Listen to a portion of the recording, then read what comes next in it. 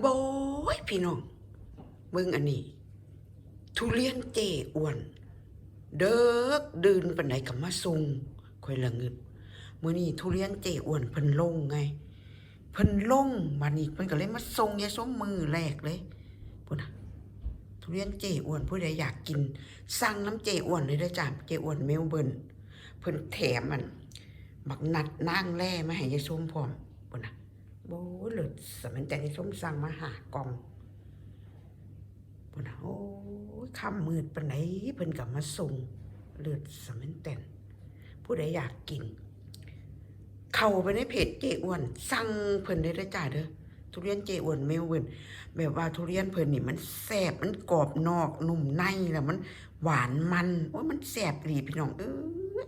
กินเล่นซื่อๆก็ได้กินกับข้าวเหนียวซื่อๆก็ได้มันเลิศสมันแต่นพุ่นน่ะมีแต่พูนใหญ่ๆผู้ใหญ่ๆเลยพุ่นน่ะโอ้ยพี่น้องเอ้ยมันหลานเลิศพุ่นน่ะเบิ่งเอาทุเรียนน่ะทุเรียนไทยเฮานี่แหละจ้ะส่งตรงจากไทยเพราะว่าเพิ่นสั่งที่จากบริษัทไทยแล้วก็เอามาขายเมลเบิร์นจังซี่นะเลิศสมันแต่นผู้ใดอยากกินก็เข้าไปในเฟซเพิ่นเด้ออันนี้บ่แม่นทุเรียนต่างประเทศเด้ทุเรียนไทยเฮาคักๆเด้พี่น้องพุ่นน่ะส่งตรงจากไทยมาออสเตรเลียเลิศสมันแต่นพุ่นน่ะโอ้ยมีแต่ผู้ใหญ่ๆพี่น้องเอ้ยหวานกรอบนอกนุ่มในกินซื่อๆก็ได้กินกับข้าวกาแซ่บพี่น้องเอ้ยผู้ใดบ่เคยกินบ่เคยลองทุเรียนเจอ้วนน่ะเข้าไปในเฟซเพิ่นไปสั่งเลยจ้ะเพิ่นอาจสิส่งทั่วออสเตรเลียก็ได้ก็บ่ฮู้คือกันเนาะแต่ว่าจะส่งอยู่เมลเบิร์นแล้วก็เจอ้วนเพิ่นก็อยู่เมลเบิร์นจังซี่นะ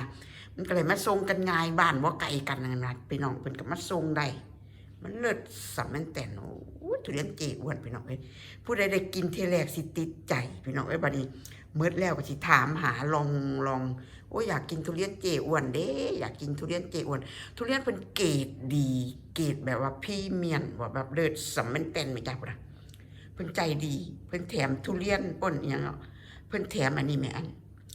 หยังก็ละบักนัดนางแร่มาให้กินมาให้ซิมพร้อมพี่น้องเอ้ยเลิศสำมันแต่น